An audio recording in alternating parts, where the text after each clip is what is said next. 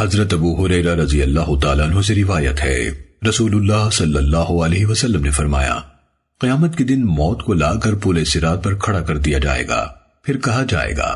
جنت والو، وہ ڈرتے ڈرتے جھانکیں گے، انہیں خوف ہوگا کہ انہیں اس جگہ یعنی جنت سے نکال نہ دیا جائے جہاں وہ موجود ہیں، پھر کہا جائے گا جہنم والو، وہ خوش ہو کر جھانکیں گے، انہیں اس امید کی وجہ سے خوشی ہوگی کہ انہیں اس جگہ سے نکال لیا جائے گا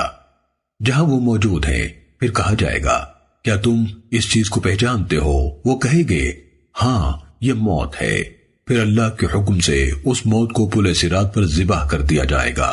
اور دونوں گروہوں سے کہہ دیا جائے گا تم جس چیز میں ہو اسی میں ہمیشہ رہو گے، اس میں کبھی موت نہیں آئے گی۔ سننے ابن ماجہ حدیث نمبر 4327۔